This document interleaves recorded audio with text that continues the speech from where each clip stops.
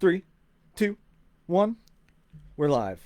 Live with Matt Commons, future state representative extraordinaire. Sorry for the technical difficulties, folks. Facebook loves to interrupt my broadcasts, if you will. But I've got Matt Commons here. We go a long ways back, and he's a great friend of mine, and it is a privilege to have you on my podcast, buddy. Thank you for coming on. I appreciate the opportunity to be here. Absolutely. So let's get into it a little bit. Let's hear a little bit about you, your past, kind of what you're striving to do here. Yeah, like Brandon said, we go back a ways to high school, but I grew up in Warren County, from Indiana. I graduated from Seeger in 2009. Once I graduated from Seeger, I enlisted in the U.S. Army to become an infantryman and a paratrooper. I spent summer 2009 at Fort Benning, Georgia. Went to airborne school, and once I got out of airborne school, I went to Fort Bragg, North Carolina, where I found out I'd be shipped off to Afghanistan in about 8 weeks with the 82nd Airborne Division on my first deployment. So I was boots on the ground from high school to Afghanistan, about 6 months from that high school graduation to the other side of the world. Yeah. So How was that? Were you scared? Were you excited to be there? Was it a little bit of everything? I think at 18 years old, it's hard not to be a little bit scared, but that was the job I signed up for. I was well aware of what I was signed up for, and what I wanted to do, and I wanted to serve our country, and so I was glad to be going to do my job. But at 18 years old, I was it was a little intimidating. Oh, I'm I sure. spent nine, it was nine. My first deployment was 9 months uh, in southern Afghanistan, Kandahar City, and then I got back to Fort Bragg in August 2010. So Man, I can't believe it's been that long, honestly. Like that is time flies. dude, yeah. Like I look back and it's like, holy shit. Okay. So, well, I guess the biggest icebreaker is so you're running for state representative. Is that correct? Yeah, absolutely. Yeah, okay. And what made you want to do that?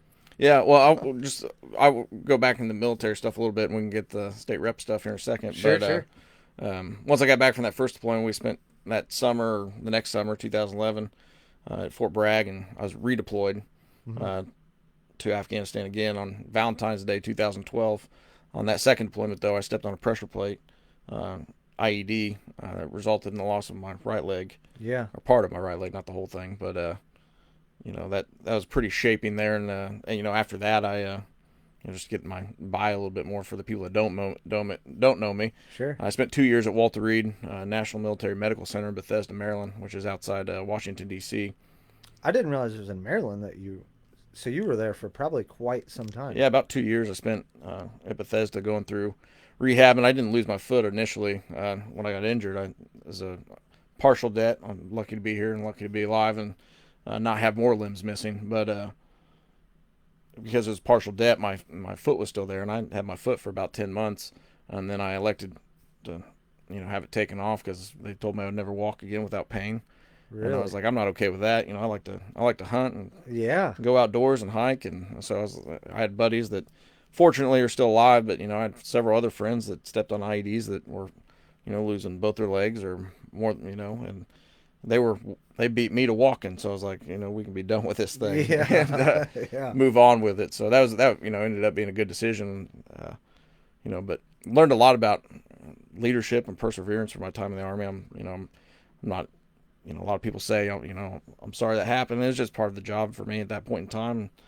Um, it wasn't the end of who I am by any means. Right. Once I got out of the Army, though, I went to Ivy Tech in Purdue and got my degree in education. Now I teach over at Seeger High School, teach social studies, and I serve on the Warren County Council. So Yeah. it's a little bit about me Man, to so all your listeners. how wild. Like that must have been like did you even know what was going on when you stepped on this thing and this thing explodes? Like I'm sure it was just ears ringing, eyes, not Yeah. It's so the best way I can describe it is anyone ever seen Saving Private Ryan, the end of the movie, Tom Hanks' character gets close to like a grenade blast and he's kind of like shell shocked, and that was very much what it was. It was, you know, are my legs still there in that initial blast moment, and it took a second for the pain to set in, but I was fortunate. I had all my buddies there uh, with me that were able to get me to a helicopter, get me to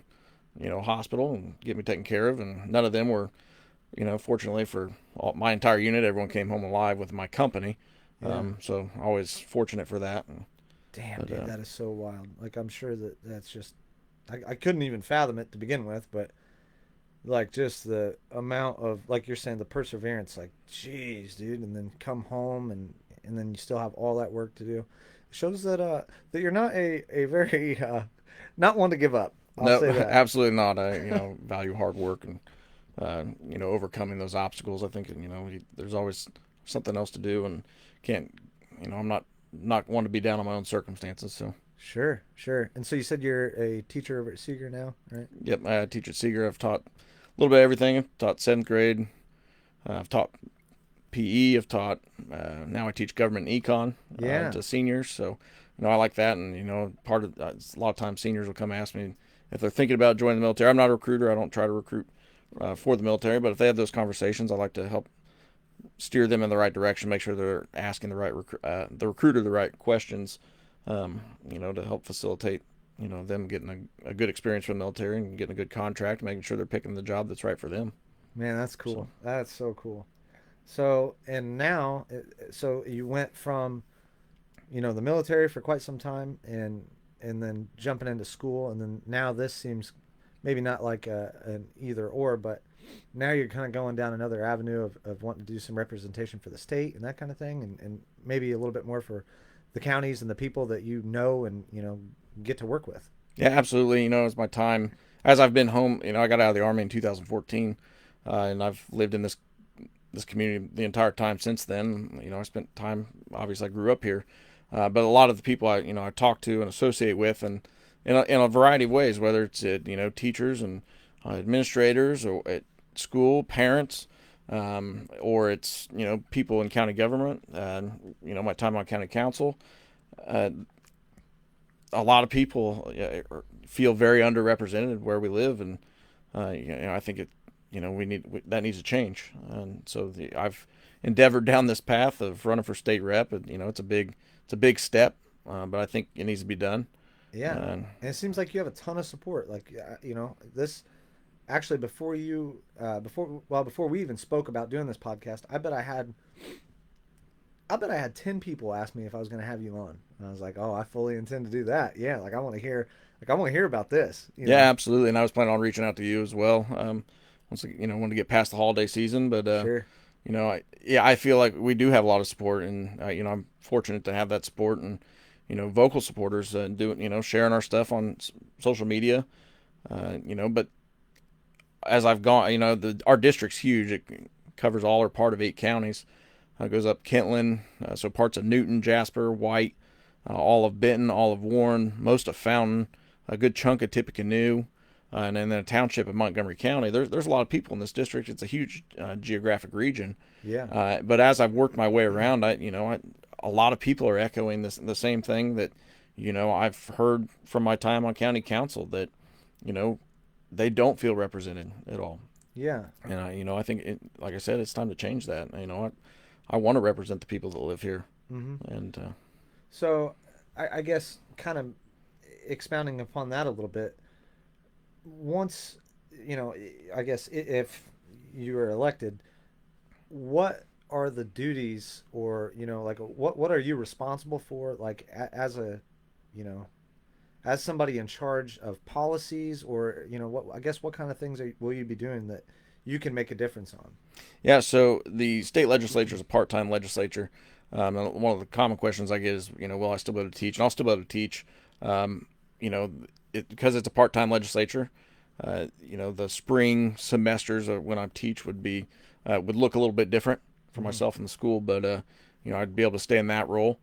Uh, the sessions there's a long session, a short session. They change years. This year we're in a short session, so it should be over by March 15th. Last year was a long session and dealt with the budget, and we do a biannual budget in the state of Indiana. So that's like the county council that I Hmm. currently sit on.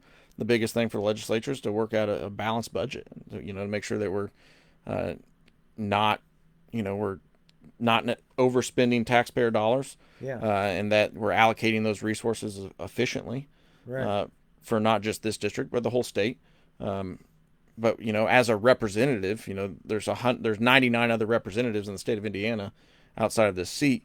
You got to work with a lot of people, but this is your closest form of representation of the state government, and people should have a relationship with their state representative that's a positive one, Right. largely. Obviously, we're not going to all agree on everything, but they should still have a positive relationship and know that person down in Indianapolis is going to work for them. Right. So when it comes to when it comes to actual, legislation and things like that, what types of things will you be in control of? I suppose, is it just signing bills and things like Yeah, that? so as a legislator, you're responsible for presenting legislation, voting on legislation, and voting in the interests of your constituents. Okay. Is the part, so I released a 5-point plan last week as our top 5 priorities Hmm. as a legislator. That's not an end all be all list, but those are the things that I think are most important that I've as I've gone around and Yeah. talked to people in this district, Uh-huh. that those are important issues to a lot of voters in this district. So So um, you say a 5-point plan. I guess what's that mean? yeah, so these are the things that I prioritize, that I will prioritize as a state legislator. The first one, and this, all this stuff's out on Facebook for anyone that wants to go check it out. First one deals with a House bill that went through in the 2022 session, dealing with carbon sequestration. It's House Bill 1209, and it's been passed into law, and it deals with carbon pipelines, in eminent domain of property, and there's a lot, and it effectively removed the control of commissioners to say no to these projects in their communities. And your commissioners and your councils and your towns those are the people that are actually the most closest to the voter. Yeah. And if they don't have the ability to really represent, we're alienating whole communities of rural Indiana. So what does that? You say sequestration. Yes, sequester. Took me a while to really get it So get it out there. for some dummy like me, what does that mean? So the carbon sequestration is definitely tied to Biden's Green New Deal. It's overregulation on the federal government side, but it's tied to a hydrogen energy hub in northern Indiana that the state's trying to get. And economic development is a great thing across the state of Indiana, but it needs to be done in a way that doesn't take one community's essentially trash in this case and dumping it into another community, which is our community in Warren County, Benton County. That's where those projects are largely looking to go. But they want to take carbon, which, can be a pollutant to the air, and, then we're getting into like climate change and stuff. Yeah. But they want to liquefy it, pump it into the ground, or put it in a pipeline, pump it in the ground, 5 to 10,000 feet underneath the ground.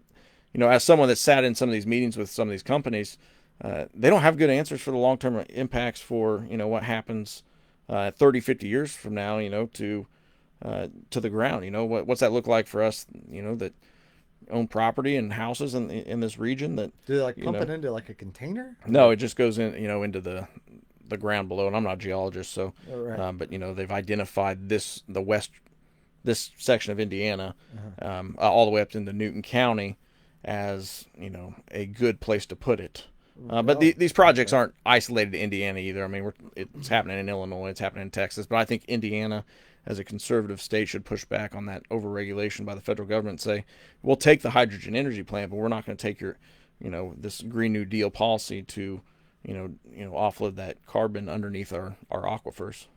Yeah. Okay. So, and I guess, and you said that bill's already passed. Is that correct? Yeah, that bill passed back in the 2022 session. So we just need to go back and amend the state code to allow commissioners to actually have a say on those types of projects that would be running through their communities. Wow. Okay. So you said that there's five. Yeah, there's 5. And that's one. That's one. That's number 1. Okay, we're doing some big stuff. I like it. So number 2 is reforming the IEDC, which is the Indiana Economic Development Corporation, which is tied to the carbon sequestration, and it's also tied to the LEAP project in Boone County, and then the LEAP water steel that's going to pipeline water from the Taze River aquifer over by Granville Bridge, for anyone that knows where that's at, just right there on the border of Tippecanoe County, Fountain County, Warren County. But they want to take water from there and pipeline it down to Boone County outside of our watershed. And, for this industrial hub, basically. But they want to pump it out at the rate right now of 10 million gallons of water a day is what they've told. But the rate of up to 100 million gallons of water a day. So to put that number, just 10 million gallons of water a day, that's 3.65 billion gallons of water out of our aquifer a year being exported to a different region of Indiana. And I believe that economic development is a great thing, but the IEDC is they call it a quasi-government entity that takes taxpayer funds and is allowed to allocate them essentially however they want with what they deem as the best economic development. And that people in Boone County aren't really happy about that project. A lot of them aren't. Yeah. But I know in our entire region of Indiana, no one's happy with the. What would be the point of doing that?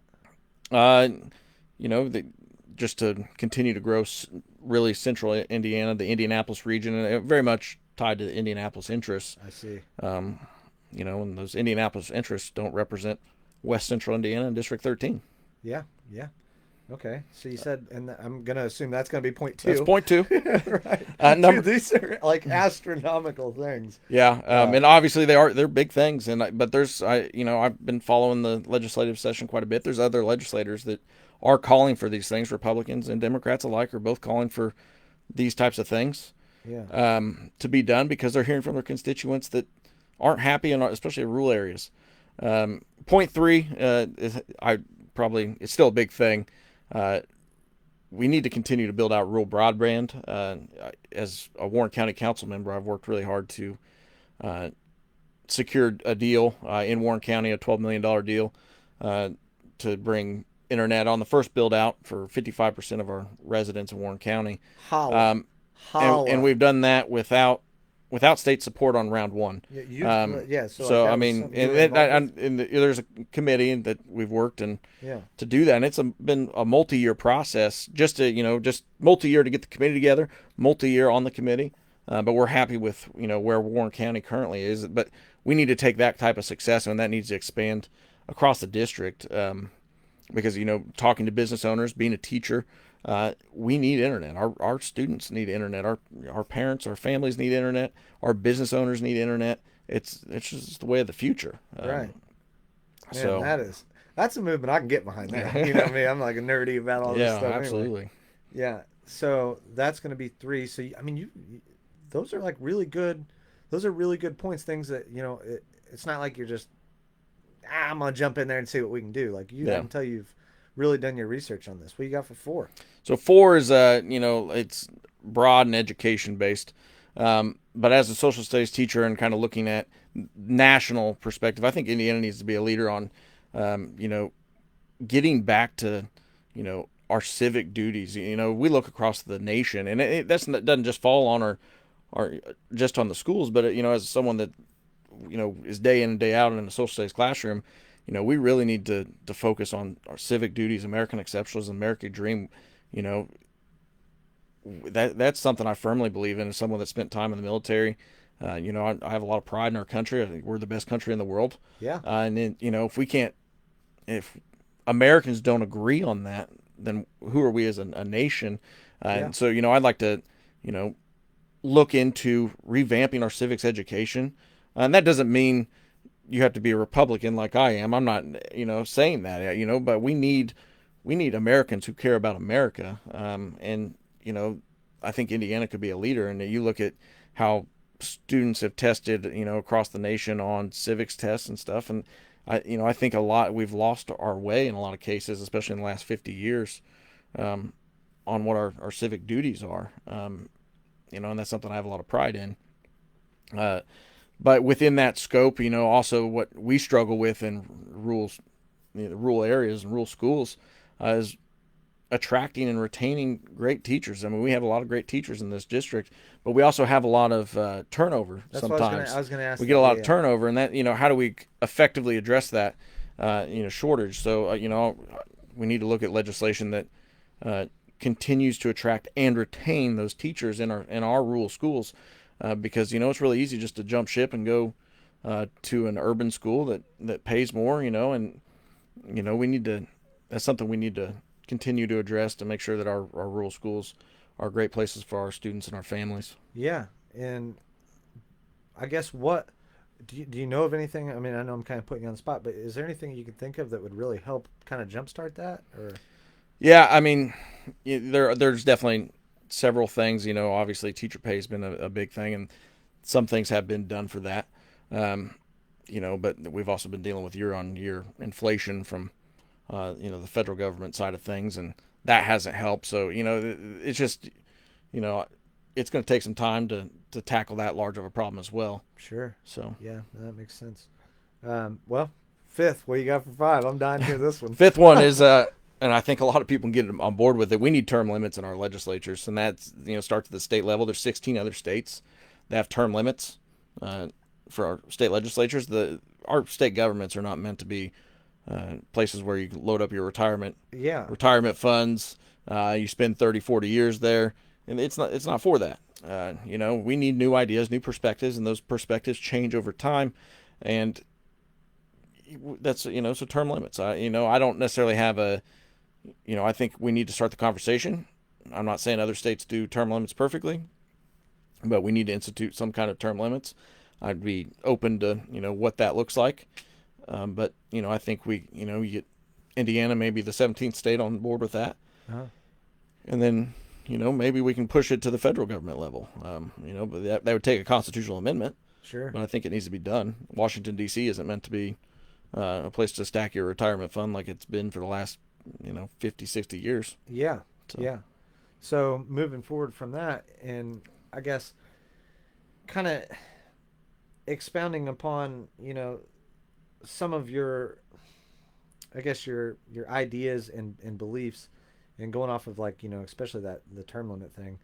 It seems to me like it would be super beneficial because you're bringing in new blood, and I'm sure that it's got to be tough for you running for this against somebody else that's been in there for so long, and you're trying to do exactly what you're saying. We need new blood in there. We need new people. It's not a place to retire. It's not where you're going to keep sticking the same person over and over and over. Has it been difficult for you now trying to get in as kind of the new guy and new ideas and a fresh start for certain things? Yeah, I mean, running against the incumbent that's been there, she's on her sixth term right now, so working on year 12. That comes with its struggles. Yeah. They get free press. They have franked mail, which the mailers you get in outside of election cycles. So if you got mail, essentially anytime last year from outside the session, Right. that's franked taxpayer funded mail.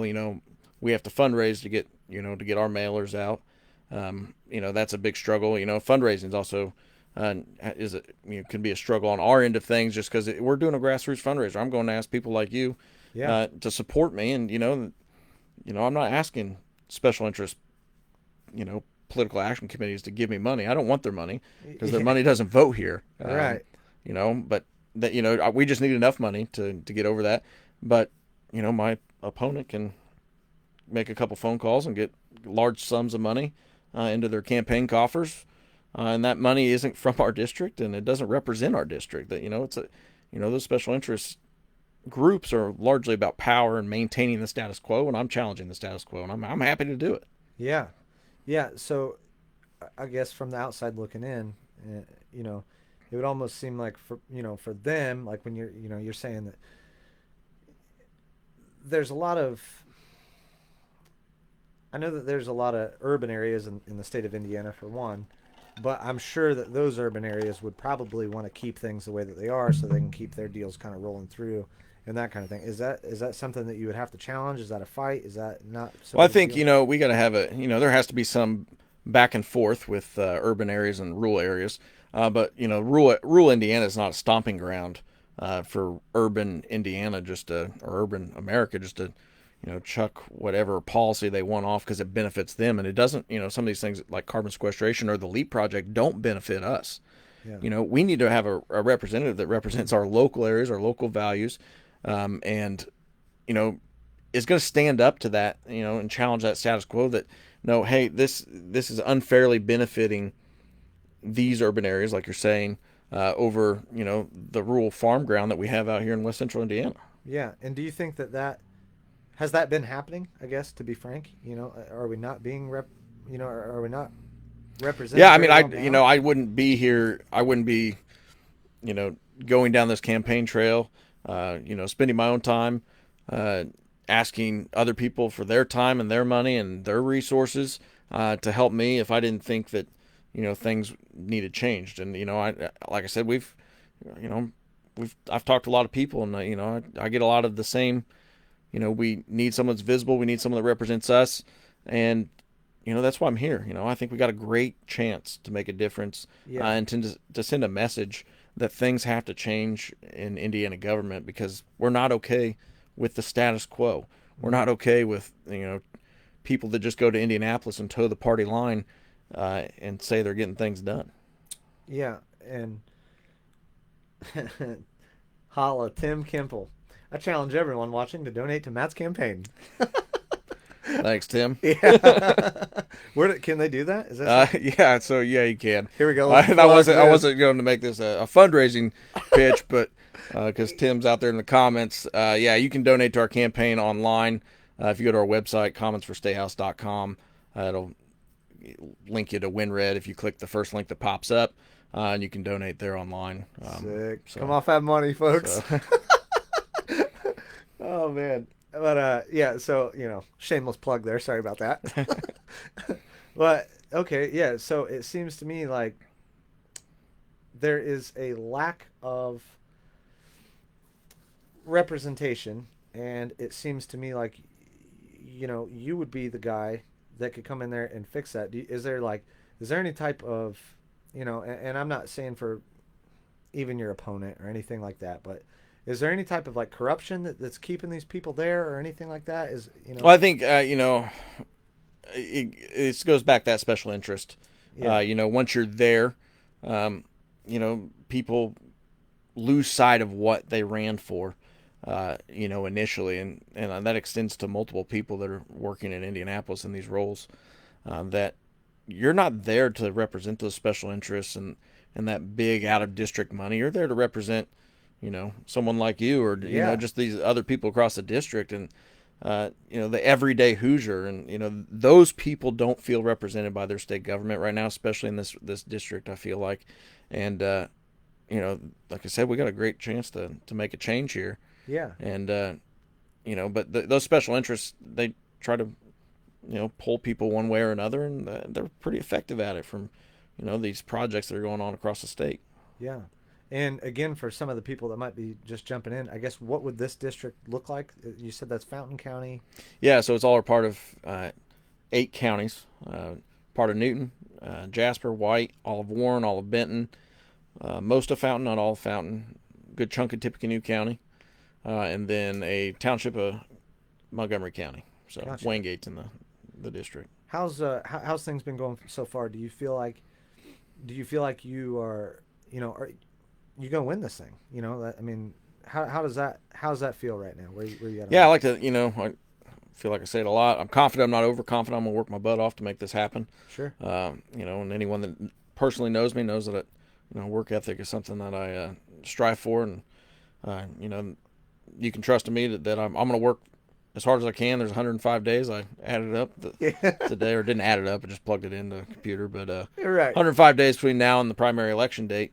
Yeah. And I'm going to make sure I don't waste any of those days to make sure that we win, because it's very much a we thing. Yeah. On May 7th. Heck yeah. So now you say that those are just these particular counties or whatever. So I guess how many other state representatives are there? I mean, I'm a dummy in this. So there's 100 state representatives and there's 50 senators. So, you get down to Indianapolis, I'm not stranger to, how things work. We're going to have to make some friends and build some relationships to try to get some support to get some of these bills through, get some of these ideas through. But I think we can get some things done. But it's definitely going to take some relationship building. Yeah. Probably not their biggest fan right now, just based on I'm running against an incumbent. I'm challenging the status quo. Yeah. But that's just how it is currently. We're gonna make a difference, and I'm here for the people. I'm not here for Indianapolis. So right. And it seems like that's been kind of the main thing. It seems like maybe Indianapolis is being more represented over this way, and we're kind of getting shafted. Is that I mean, is that accurate or? Yeah, I mean that's how I feel, and that's how I, as I've talked to plenty of people, Indianapolis, there's a lot of special interest money coming from Indianapolis to try to swing this electric in a different way, and working against the voter, I would say. Yeah, how wild. Because like me, I'm a dummy. I don't know about any of this stuff. I'm just like, oh yeah, man. I mean, I guess the water bills went up a little bit here and there, and Yeah. that's about as far ever as I get into it. But it's just so cool that I know that if I could think of like one person, and me and Katie were just talking about this the other day, and I actually told you about this, but if I could think of a person like, man, I need a leader out here right now. If it's like the end of the world, and I'm like, I need a leader. Like, dude, this is the guy. You know what I mean? Like, you're like who, I appreciate it. who else, like what we doing here? You know what I mean? Like, I'm gonna trust you. Like you've got outstanding character and work ethic and all these great things that it takes to be a leader, and somebody that's not gonna just buckle and back down under adversity or pressure or money or whatever. And I think that seems to be some of the biggest values that you could have in someone that's going to be representing you and the people of your community. Yeah, going back to my military experience, and I don't. Anyone that knows me knows I don't talk a ton about it, but I'm comfortable with it. Right. Open book there. But going back to that, I was a fighter. I was an infantryman. I did 2 combat tours to Afghanistan. That's very much in my DNA of who I am. I'm not going to go down there and back down to pressure. Right. Back down to party politics. I'm not going to do that. That's not why I'm here. Yeah. I'm not here to just play buddy and get into that position and go rub elbows with everyone. Like, we need to get some stuff done. Yeah. And if they want to make me the black sheep of the party, I'm not aiming for that, but I want to make sure that I'm representing the people here. Right. So. And like what what are they going to say to intimidate you is like the thing I'm thinking. But here we go. We got a comment here. Let's see. Matt, I love you, brother. We hear the same things from these other people in office. Be that difference, and don't forget why you're there. It's a little praying emoji thing. I appreciate it, and that's the goal. You can count on me for that. Yeah, and I just, I've talked to a lot of people about you running, and man, and I don't know, because like I grew up with everybody, and like we grew up together, but it's really cool to hear everybody rooting for you, at least that's in my circle or whatever. And I really hope that you have the support that you need. Has it seemed like you've been getting anything from any which way? Yeah, so this whole experience has been humbling. A lot of people ask me, like, are you getting tired of it yet? No, I'm not getting tired of it. Like, this is something that I have a lot of pride in. But it's also humbling, like the amount of support I've gotten vocally, financially, from grassroots people. I mean, it's so humbling that people are so willing to support me. Yeah. And that makes me just want to work that much harder to make sure we get this thing done. Yeah, man. And I don't know. I think it's so cool that I can have you on and bounce these things off of you and like just straight up ask you questions. Also, if there's anybody else in these comments too that have any questions, I would love to read them. Read them off to you. And maybe get some of your input on people, and their ideas that they have, because these guys are smarter than I am. Yeah, for sure. But so like, what are I guess it seems to me like that Green Deal with the one thing, like that's like a really big issue. It sounds like. Yeah. So I mean, if we're looking at Indiana as a whole, we're very much a conservative, red Republican state, but we have a state government that is willing to go along with Biden's Green New Deal, just for federally subsidized tax dollars, and I'm not okay with that. We need to, like I said, economic development's a good thing, but economic development doesn't mean just taking more federally subsidized tax dollars to go benefit specifically one region of Indiana, over one other region of Indiana, or the rest of the state. So I think the state government's not doing a great job of pushing back on in the Biden administration, which if we look at Indiana and how it votes, the majority of voters would be okay with pushing back on the Biden administration. Yeah. And that's what we need to do, is push back on that overregulation of some, like I said, bring in the hydrogen energy plant to the region of Indiana, but don't take your CO2 and dump it off in, West Central Indiana. Yeah. Just to make that happen. So, I mean, who's the one that's going to ultimately pay for that? I mean, I'm sure they're not just dumping it off in a parking lot somewhere.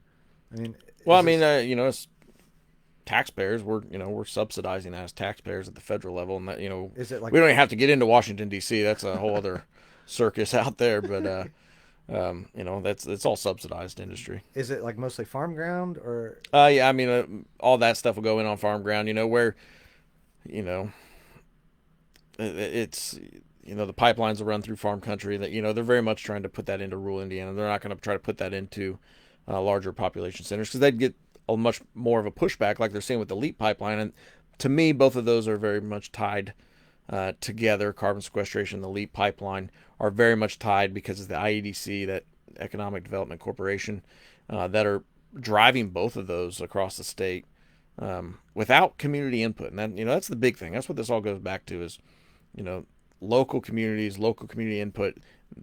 Your commissioners, your council, your towns, those people should have say in this. They should know what's happening. And we've all been blindsided in the last year and a half of a lot of these projects, and that's big counties, that's small counties.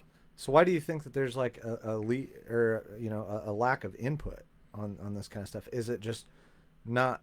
Is it poor representation? Do people not know about it? Is it all the above?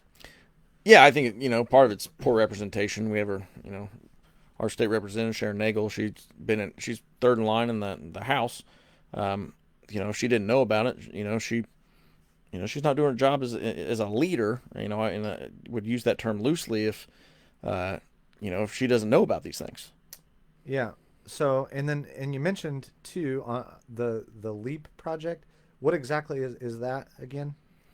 Yeah. So the LEAP project, which is an acronym, and I can't ever remember the whole thing, but the AP of the LEAP is accelerated pace.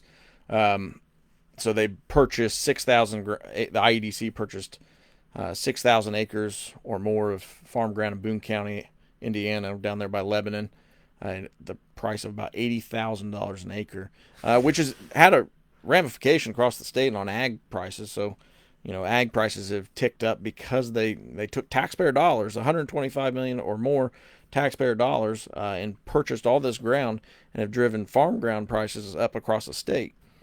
Because of that one project. And that's just one negative impact. And then they built it on top of ground that didn't have the water they needed. So they came to Tippecanoe County because we sit on top, in Warren County, Benton County, we all sit on top of the same aquifer, the Taze River aquifer.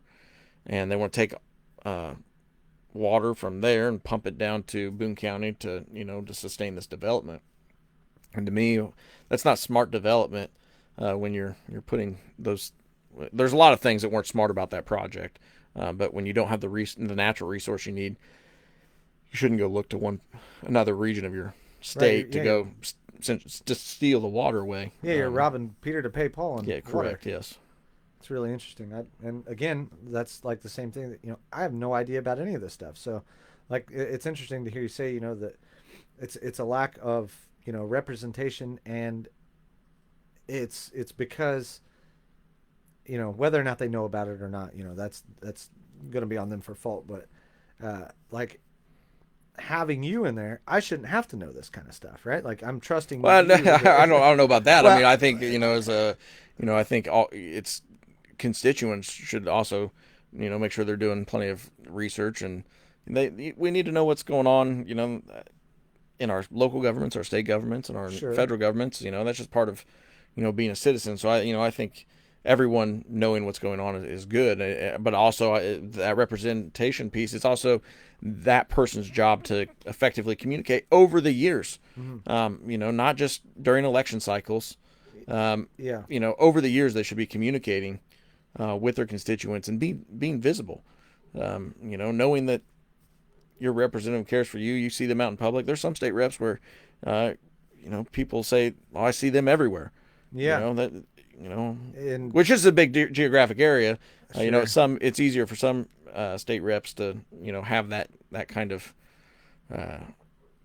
appeal when you're in a much smaller geographic area, but that shouldn't be the case Right. across the district. So Yeah. So, and I guess I'm sure your voter demographic, I would think, is it going to be majority younger or older folks that Yeah, we're so trying to reach out to. if we look at voting percentages, and this is just nationally speaking, people 50 and up consistently vote. Percentages start to tick up significantly over 40. But you get into our age demographic in the 30s, and then 30 and below, it's not good. And that's we're the next generation of Americans and leaders in this country that these things are being passed off to us. Right. But we got to take some ownership of that. And if we want change, we got to get people to the polls. So yeah. So I guess other than just telling people, hey, get out there and vote, is there anything that we can tell these guys today now that might be watching, because based upon my podcast and the analytics I have, I want to say I've got a fair amount of younger folks anyways. I'd say right between 18 and I think it's 18 and 25 is like 30%, or it's maybe even a little bit higher. But like, what can we tell these guys other than, hey, like, I know, let's get out there and vote, but so go vote. But for if you've moved or whatever, go check your voter registration. It's indianavoters.com. You can do that and go check your voter registration, make sure it's up to date. You can also figure out where your polling place is. So when you go vote the day of, last day to register to vote is April 8th this year. April 9th, early voting starts. If you're currently out of the district in the military, working out of town, you need an absentee ballot. You can request those through your county clerk's office. You can also go vote in person at Warren County. You can vote in person early at the courthouse, and that starts April 9th. And then the final day to vote in person is May 7th. And then May 8th, we'll know who won this thing. So I didn't realize it was right after. Oh yeah. Yeah. I mean, I don't expect we'll have some of the issues that you have out in some of these localities across the nation that take 24 hours to count their ballots. We won't have that in Indiana. So yeah. So man, if you guys are listening to this, just come on, like let's do this thing. You know what I mean? Like I feel really good in the people that watch this and like my friends and family and all that. I really hope that you get the support from all these guys. If you guys are listening, man, like, if you're on par with, what he's saying, which I couldn't see how you would not be, let's do it. And like, let's really get stuff going and make things happen. If there's any kind of question, you said it's indiana.gov. Yeah, I believe it's, what's it? indianavoters.com, I believe. You can just go to the Indiana Secretary of State's website, though, and that link pops up. So you can check your voter registration there. Yeah, so get out there and vote. Come on. Let's see here. I'd like to go through some of these comments, too, if you don't mind. No, that's fine. And, if you guys have any comments, if you have any questions, man, let's lay them on him, because now's the time. Let's see. Matt Commons is a leader, a listener, and already represents us. Holla.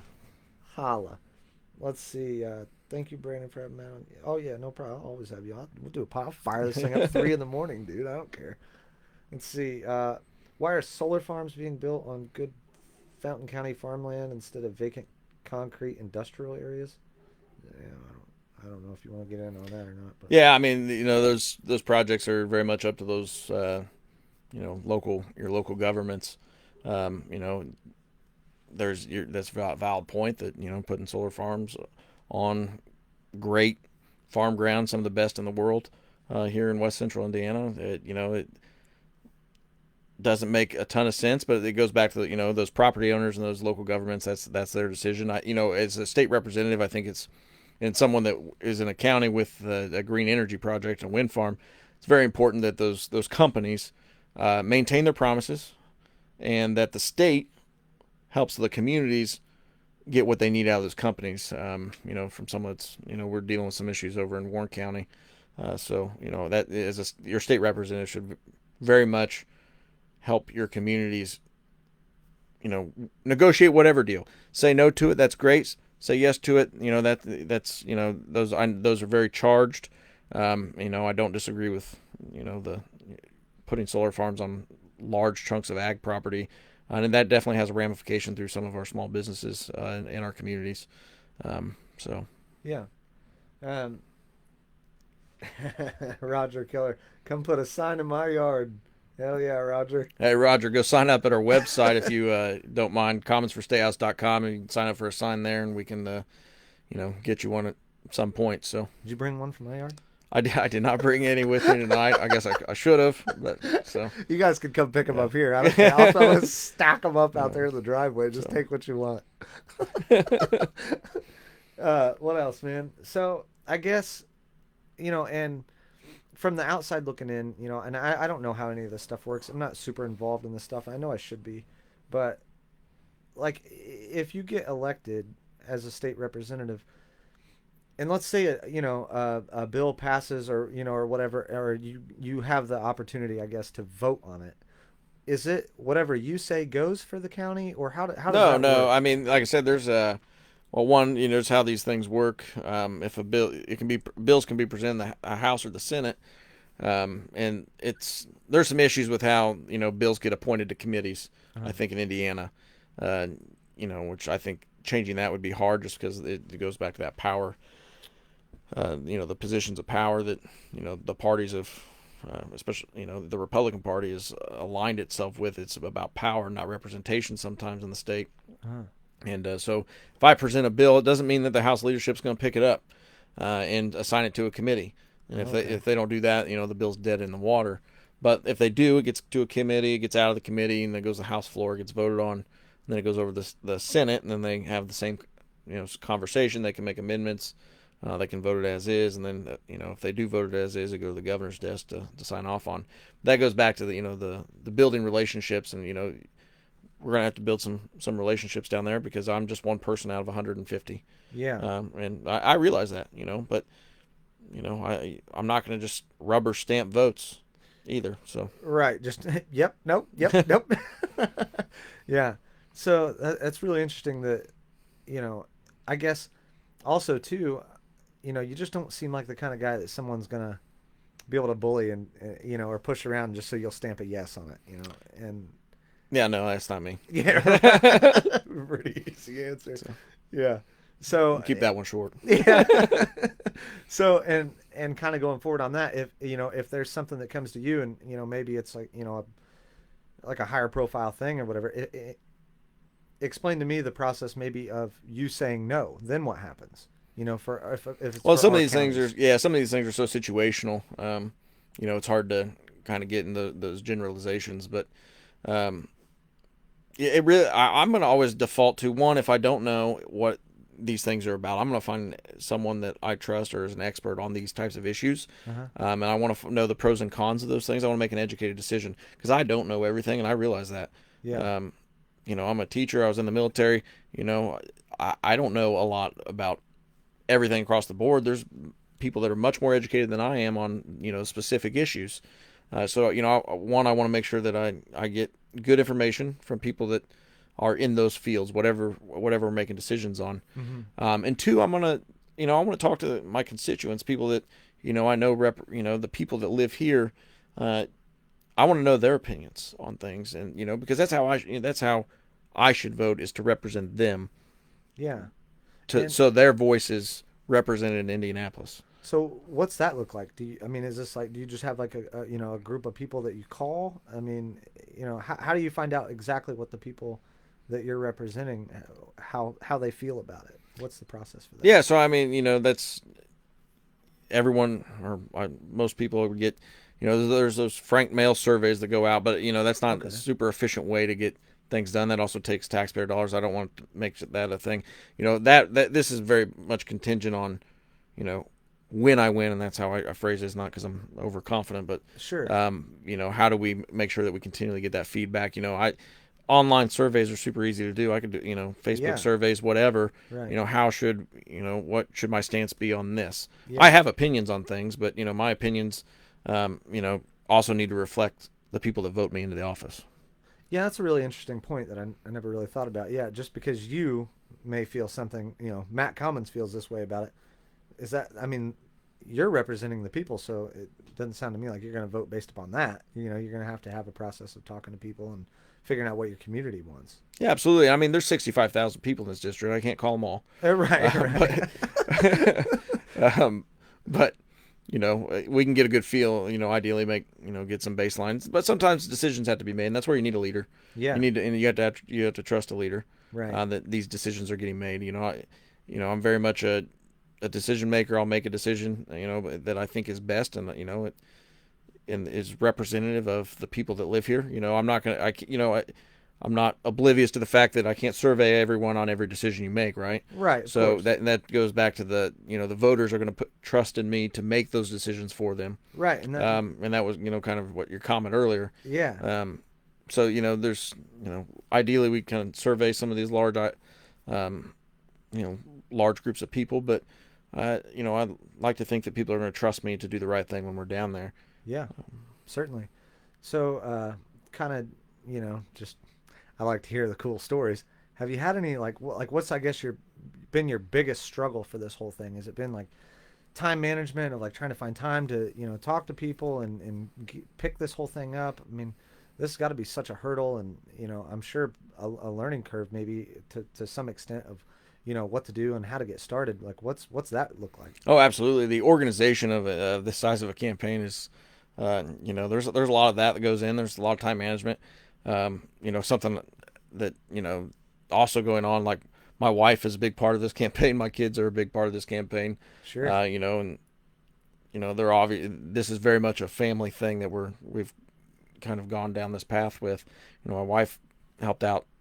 It was a big part of making this decision. I wouldn't have been, wouldn't be sitting here without her okaying this, Yeah. this whole campaign.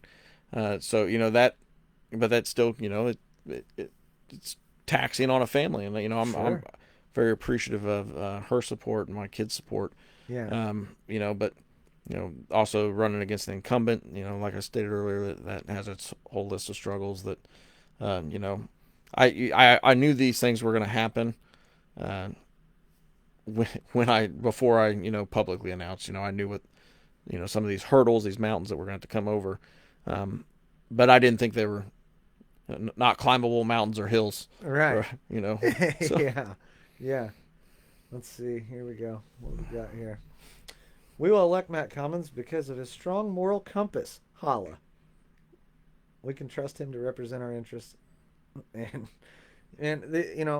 it's just it's really fascinating to see the support that you have, and it's really cool because growing up with you, and I mean, we've known each other for years and years and years, but man, it just goes back to that same thing. Like, if I was to pick somebody that I trust, like, I would trust you. You know what I mean? Like, Yeah. if I said, "Hey, man, I got $1,000 laying on my kitchen table, and I need somebody to go in there and turn up my heat a little bit," and you just happen to be outside, like, "Hey, man, go in there and get the damn heat on." I think that it's really fascinating to see how many people you have reached out to and how many people you've touched, and that trust you, and like, "Hey, man, let's do this thing. Let's change the way that we've been doing it for what is the better," and I guess it's I just a little bit of a pat on the back there, a congratulations type No, I thing. appreciate it. And everyone in the comments section that's supporting me. I appreciate that, and like I said earlier, it's humbling,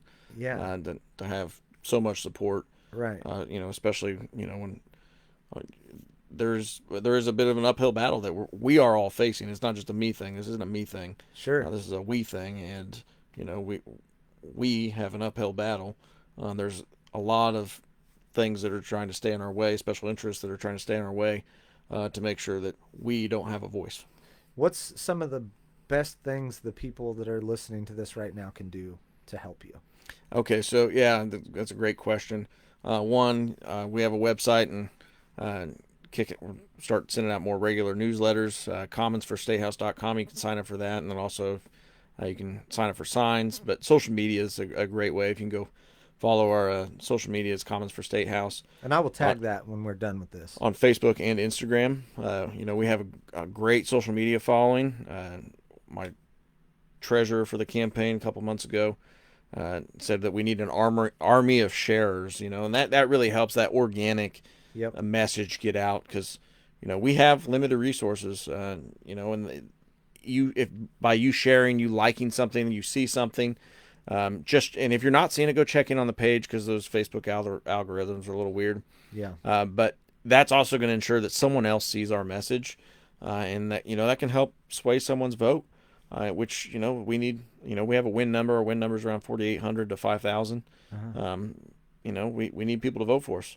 Yep. And if they're out seeing us on social media, Instagram, Facebook, that's going to help spread that message. So Yeah.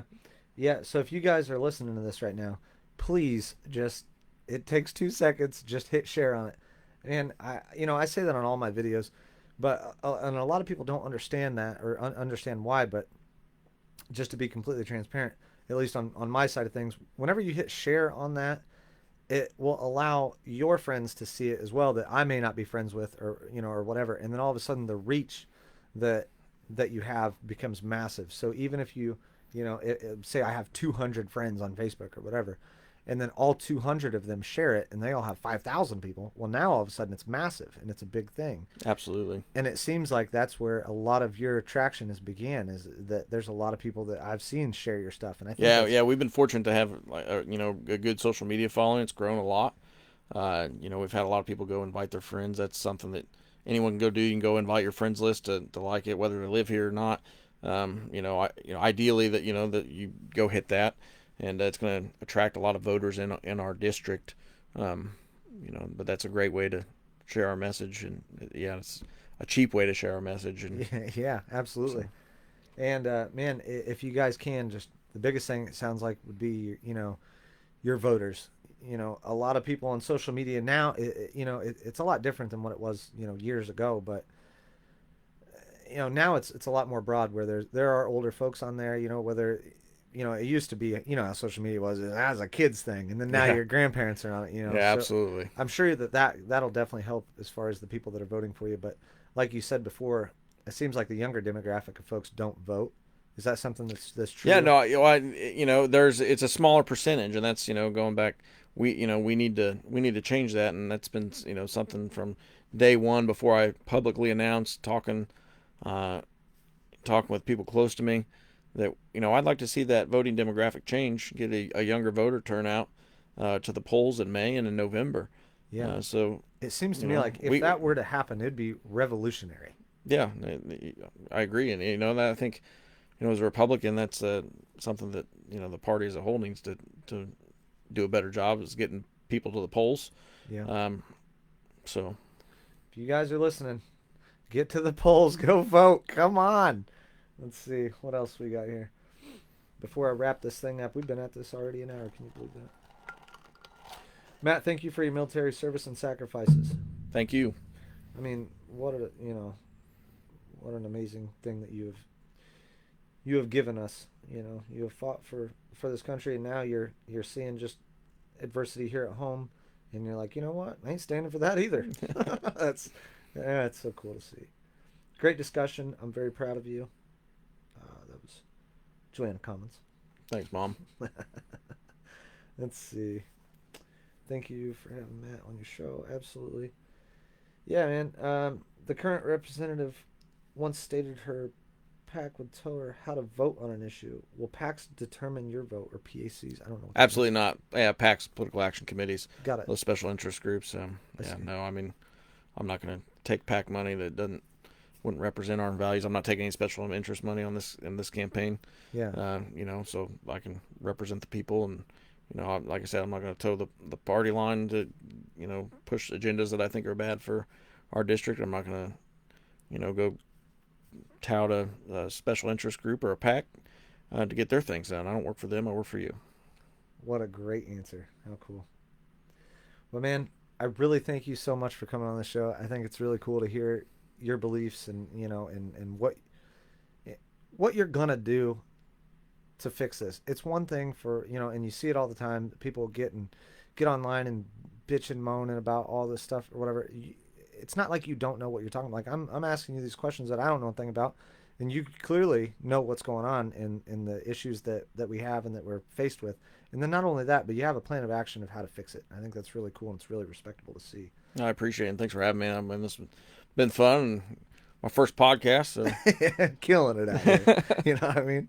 Yeah, absolutely killing it. And thank you guys so much, too, for tuning into this thing. If you're catching this just at the end and you want to see everything from the very beginning, it'll be on YouTube tonight. And if you are listening It will be on Spotify and iTunes and all the listening platforms, Stitcher, all that, within the next 2 days. Usually it takes a couple hours, but yeah. So that's about it, man. Yeah, thanks to everyone who tuned in tonight. Appreciate it. And I may have you back on. You know, if you guys are watching this after we're done live and you still have comments, I like to go through and read them. I'm sure you probably will too. Yeah, absolutely. I'll go through and answer the ones that I'm qualified to answer, which are like my stuff. But I'll let you take care of the fancy shit that requires more brain power than I got. But yeah, man, thank you guys so much for listening. The biggest thing that I can provide is if you guys could just, if you could hit share, like and share this. Any comments, we'll try to go through and read them. And yeah, man, this will be on all listening platforms here within the next couple days. And let us know if you want to do another one. I'll have them back We'll on. do. We'll fire this thing up 3 a.m. I ain't kidding. Look forward to it. Yeah. Awesome, man. Thank you guys so much. You guys have a great night. And thank you. Thanks, Brandon.